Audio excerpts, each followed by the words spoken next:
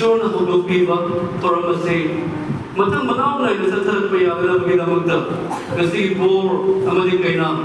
ꯃꯈꯣꯏ ꯑꯅꯤꯒꯤ ꯃꯐꯝꯗ ꯑꯩꯍꯥꯛꯅ ꯀ꯭ꯋꯦꯁꯟ ꯑꯃꯈꯛꯇꯪ ꯃꯊꯪ ꯃꯅꯥꯎ ꯅꯥꯏꯅ ꯕꯣꯔꯗ ꯑꯃꯗꯤ ꯀꯩꯅꯥꯗ ꯍꯪꯒꯠꯆꯒꯦ ꯑꯋꯥ ꯅꯨꯡꯉꯥꯏ ꯑꯅꯤꯃꯛꯇ ꯍꯔꯥꯎꯅ ꯅꯨꯡꯁꯤꯅ ꯅꯨꯡꯉꯥꯏꯅ ꯑꯃꯗꯤ ꯏꯀꯥꯏ ꯈꯨꯝꯅꯕꯤꯗꯨꯅ ꯊꯝꯕꯤꯒꯗ꯭ꯔꯥ ꯊꯝꯖꯒꯅꯤ ꯃꯌꯥꯝ ꯇꯥꯕꯤꯍꯧꯕ꯭ꯔꯥ ꯌꯥꯝ ꯊꯥꯒꯠꯆꯔꯤ ꯉꯁꯤꯒꯤ ꯕꯣꯔꯒꯤ ꯆꯤꯝꯕꯥꯗꯒꯤꯁꯨ ꯃꯥꯒꯤ ꯇꯜꯂꯣꯏ ꯑꯃ ꯑꯣꯏꯅ ꯏꯁꯣꯔꯅ ꯄꯤꯕꯤꯔꯛꯈ꯭ꯔꯕ ꯈꯨꯗꯣꯜ ꯑꯁꯤ ꯃꯇꯝ ꯆꯨꯞꯄꯗ ꯏꯀꯥꯏ ꯈꯨꯝꯅꯅ ꯑꯋꯥ ꯅꯨꯡꯉꯥꯏ ꯑꯅꯤꯃꯛꯇ ꯃꯥꯕꯨ ꯊꯝꯖꯒꯅꯤ ꯍꯥꯏꯕꯒꯤ ꯋꯥꯍꯩꯗꯨ ꯇꯥꯕꯤꯅꯈ꯭ꯔꯦ ꯏꯆꯟ ꯔꯣꯖꯅꯥꯗ ꯑꯃꯨꯛꯇꯪꯒ ꯋꯥꯍꯩꯁꯤ ꯋꯥꯡꯁꯦ ꯍꯪꯒꯠꯆꯔꯛꯀꯦ ꯏꯆꯟ ꯔꯣꯖꯅꯥꯒꯤ ꯆꯤꯝꯕꯥꯗꯒꯤꯁꯨ ꯊꯃꯣꯏꯗ ꯂꯩꯕ ꯋꯥꯍꯩꯗꯨꯃꯛ ꯈꯨꯝꯕꯤꯔꯛꯁꯤꯔꯣ ꯃꯤꯁ ꯔꯣꯖꯅꯥ ꯅꯍꯥꯛꯅ ꯃꯤꯁꯇꯔ ꯗꯦꯕꯥꯟꯕꯨ ꯁꯦꯡꯅ ꯂꯨꯍꯣꯡꯖꯗꯨꯅ ꯌꯨꯝ ꯄꯥꯟꯕꯤꯅꯅꯕꯒꯤꯗꯃꯛꯇ ꯅꯍꯥꯛꯀꯤ ꯅꯄꯨꯔꯣꯏꯕ ꯑꯃ ꯑꯣꯏꯅ ꯑꯇꯣꯞꯄ ꯅꯨꯄꯥꯁꯤꯡꯕꯨ ꯌꯦꯡꯗꯨꯅ ꯃꯥꯇꯕꯨ ꯅꯍꯥꯛꯀꯤ ꯅꯄꯨꯔꯣꯏꯕ ꯑꯃ ꯑꯣꯏꯅ ꯑꯋꯥ ꯅꯨꯡꯉꯥꯏ ꯑꯅꯤꯃꯛꯇ ꯍꯔꯥꯎꯅ ꯅꯨꯡꯁꯤꯅ ꯑꯃꯗꯤ ꯏꯀꯥꯏ ꯈꯨꯝꯅꯕꯤꯗꯨꯅ ꯃꯥꯕꯨ ꯂꯧꯁꯤꯟꯕꯤꯒꯗ꯭ꯔꯥ ꯂꯧꯁꯤꯟꯖꯒꯅꯤ ꯏꯁꯣꯔꯒꯤ ꯃꯃꯥꯡꯗ ꯇꯤꯜꯂꯤꯕ ꯃꯤꯌꯥꯝ ꯊꯥꯖꯕ ꯑꯩꯈꯣꯏꯒꯤꯗꯃꯛꯇ ꯂꯨꯝꯅ ꯂꯧꯖꯕ ꯌꯥꯝꯅ ꯑꯔꯊ ꯂꯩꯕ ꯂꯨꯍꯣꯡꯕ ꯑꯁꯤꯒꯤ ꯃꯄꯨꯡ ꯑꯣꯏꯕ ꯋꯥꯁꯛ ꯄꯔꯤ ꯆꯟꯕꯒꯤ ꯊꯧꯔꯝ ꯑꯁꯤ ꯄꯥꯏꯈꯠꯄ ꯌꯥꯅꯅꯕꯒꯤꯗꯃꯛ ꯑꯍꯥꯟꯕꯃꯛꯇꯗ ꯉꯁꯤꯒꯤ ꯕꯣꯔꯅ ꯀꯩꯅꯥꯒꯤ ꯃꯐꯝꯗ ꯈꯨꯐꯪꯗꯅ ꯄꯥꯏꯗꯨꯅ ꯋꯥꯁꯛ ꯄꯔꯤ ꯆꯟꯖꯔꯤ ꯃꯗꯨꯗꯤ ꯗꯦꯕꯥꯟ ꯑꯩꯍꯥꯛꯅ ꯔꯣꯖꯅꯥ ꯅꯍꯥꯛꯄꯨ ꯑꯩꯒꯤ ꯄꯨꯟꯁꯤꯒꯤ ꯂꯣꯏꯅꯕꯤ ꯑꯣꯏꯅꯅꯕ ꯏꯁꯣꯔꯒꯤ ꯑꯅꯤꯡꯕ ꯃꯇꯨꯡ ꯏꯟꯅ ꯁꯦꯡꯅ ꯂꯨꯍꯣꯡꯗꯨꯅ ꯂꯧꯖꯔꯕꯅꯤ ꯉꯁꯤ ꯍꯥꯏꯕ ꯅꯨꯃꯤꯠ ꯑꯁꯤꯗꯒꯤ ꯍꯧꯔꯒ ꯁꯤꯕꯅ ꯑꯩꯈꯣꯏ ꯑꯅꯤꯕు ꯈꯥꯏꯅꯍꯟꯗ꯭ꯔꯤꯕ ꯐꯥꯎꯕ ꯄꯨꯟꯁꯤꯒꯤ ꯑꯋꯥ ꯅꯨꯡꯉꯥꯏ ꯑꯅꯤꯃꯛꯇ ꯆꯦꯠꯅ ꯆꯥꯅ ꯅꯨꯡꯁꯤꯅ ꯂꯟ ꯑꯣꯏꯅ ꯊꯝꯖꯒꯅꯤ ꯍꯥꯏꯅ ꯋꯥꯁꯛꯆꯔꯤ ꯇꯤꯟꯕꯤꯔꯤꯕ ꯁꯚꯥ ꯑꯁꯤꯅꯁꯨ ꯉꯁꯤ ꯏꯁꯣꯔꯒꯤ ꯑꯃꯗꯤ ꯇꯤꯜꯂꯤꯕ ꯃꯤꯌꯥꯝꯒꯤ ꯃꯃꯥꯡꯗ ꯑꯩꯅ ꯅꯍꯥꯛꯄꯨ ꯈꯨꯐꯝꯗꯅ ꯄꯥꯏꯗꯨꯅ ꯋꯥꯁꯛ ꯄꯔꯤ ꯆꯟꯖꯔꯤ ꯃꯗꯨꯗꯤ ꯔꯣꯖꯅꯥ ꯑꯩꯍꯥꯛꯅ ꯗꯦꯕꯥꯟ ꯅꯍꯥꯛꯄꯨ ꯑꯩꯒꯤ ꯄꯨꯟꯁꯤꯒꯤ ꯏꯄꯨꯔꯣꯏꯕ ꯑꯣꯏꯅꯅꯕ ꯏꯁꯣꯔꯒꯤ ꯑꯅꯤꯡꯕ ꯃꯇꯨꯡ ꯏꯟꯅ ꯁꯦꯡꯅ ꯂꯨꯍꯣꯡꯗꯨꯅ ꯂꯧꯖꯕꯅꯤ ꯉꯁꯤ ꯍꯥꯏꯕ ꯅꯨꯃꯤꯠ ꯑꯁꯤꯗꯒꯤ ꯍꯧꯔꯒ ꯑꯁꯤꯕꯅ ꯑꯩꯈꯣꯏ ꯑꯅꯤꯕు ꯈꯥꯏꯅꯍꯟꯗ꯭ꯔꯤꯕ ꯐꯥꯎꯕ ꯄꯨꯟꯁꯤꯒꯤ ꯑꯋꯥ ꯅꯨꯡꯉꯥꯏ ꯑꯅꯤꯃꯛꯇ ꯆꯦꯠꯅ ꯆꯥꯅ ꯅꯨꯡꯁꯤꯅ ꯂꯟ ꯑꯣꯏꯅ ꯊꯝꯖꯒꯅꯤ ꯍꯥꯏꯅ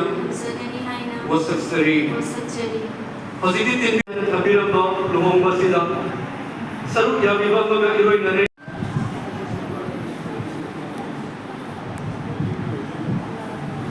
ngasi ay ginaw deba na di isin Rosnana miyang imamangda sa naging kulo board na kainana board si Jan Gadori Basi kano hinok na deba na si tulog sari paisayang ng pangyayang ginama mayang imamangda gab sa tarurang yahid na sanado o nilagay ng maplakba nazari amang onda Rosnagi mababa na so Rosnasi yung madugi ahanap pang sabi masani mo ni ano ito magda sa una awal taruragi na sa nalapad ng pulo ng alaga mayang imamagda gab sa paglawa natin adun po naman ay ba sa ring na sige sakta masi karama mong nagkaramay na laibag yung mamatang na puro po na laibag madung labag sa nasi ring na si murag ba na ito ba loy ba na ito ba sakta po na ba madung mamagkang ilay ba ring na sina kaya masakta mo kay mayami mamang na tae kaya masakta takpi magiging mamatang na ay ginaw diba na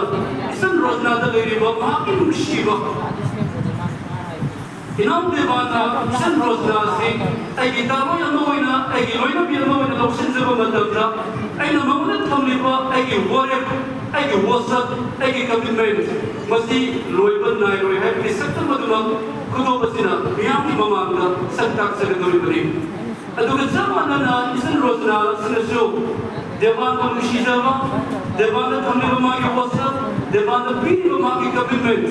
ꯃꯁꯤ ꯍꯣꯡꯕ ꯅꯥꯏꯗꯦ ꯂꯣꯏꯕ ꯅꯥꯏꯗꯦ ꯍꯥꯏꯕꯒꯤ ꯁꯛꯇꯝꯗꯨ ꯎꯠꯅꯅꯕꯒꯤꯗꯃꯛꯇ ꯃꯌꯥꯝꯒꯤ ꯃꯃꯥꯡꯗ ꯍꯥꯏꯔꯤꯕ ring exchange ꯑꯁꯤꯒꯤ ꯃꯇꯝꯁꯦ ꯑꯩꯈꯣꯏ ꯂꯧꯈꯠꯃꯤꯟꯅꯒꯗꯧꯔꯤꯕꯅꯤ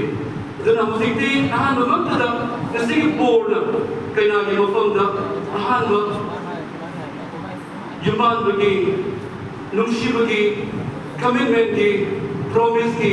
ꯁꯛꯇꯝ ꯑꯗꯨ ꯇꯤꯜꯂꯤꯕ ꯃꯤꯌꯥꯝꯒꯤ ꯃꯃꯥꯡꯗ ꯑꯃꯗꯤ ꯏꯁꯣꯔꯒꯤ ꯃꯃꯥꯡꯗ ꯎꯠꯅꯅꯕꯒꯤꯗꯃꯛꯇ ꯑꯩꯅ ꯄꯨꯡꯐꯝꯗꯨ ꯊꯝꯖꯒꯦ ꯃꯁꯤ ꯎꯠꯇ꯭ꯔꯤꯉꯩꯒꯤ ꯏꯔꯣꯏꯅꯅ ꯕꯣꯔ ꯑꯃꯗꯤ ꯀꯩꯅꯥꯒꯤ ꯃꯐꯝꯗꯒꯤ ꯋꯥꯍꯩ ꯑꯁꯤꯃꯛ ꯑꯩꯅ ꯍꯥꯏꯕꯗꯨꯃꯛ ꯐꯣꯡꯗꯣꯛꯄꯤꯔꯁꯅꯨ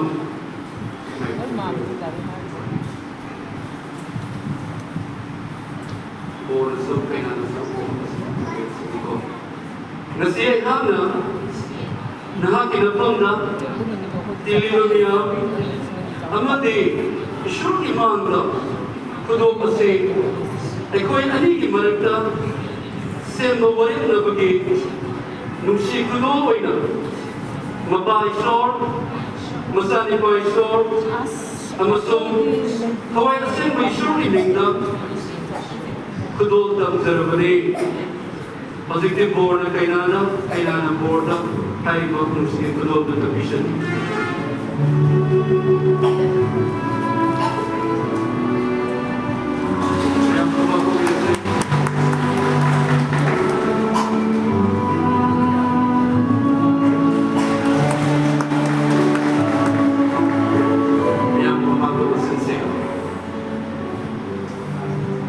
Matthew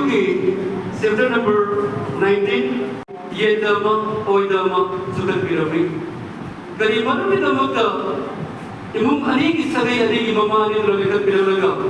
kendal asi mai sukat pirami bulo yemba matamra borgi sagai iduna kendal asi sukat pirami basigi maramdi hari madyapan asi mamagi garbanungdagi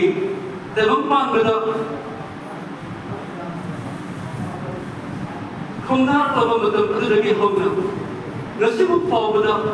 mama mapa oibasing aduna imung manung oibasing aduna kadai da kariswa kinadabage kana putinaruduri bano salai da mafam da salam madara tawai da bathabak tawram madara matam chuppada yengsan biraga sena biraga lekbirak pa adumak nasigi haiba Kedal asira miyang mamangda mama mapana imong alina bora mati kaina sibo matam supada taday da kariwa ibage taday da swaki gadage taday da lam gadage yeksan sar padu mak sakta madu magni kedal ani sage ani ge kabilam liba asimak adu ma huzikti haini ba kedal ani si hana devan yoba magi chaning mada saramba chaning mada charamba thaning mada thagamba kauni mada tawbuleram badu ngasi hariba numin asdegidi devan aisi tomda oidre rozna aisi tomda oidre ai chaning mada salaroi chaning mada chararoi kauni mada tawroi akoi ani si nasidegidi ama kabda oire ko haibagi sakta madu kendal tungan leramba ani si amat da oina sakta madu ilibamiya mamanga Sorry, Mama, I'm not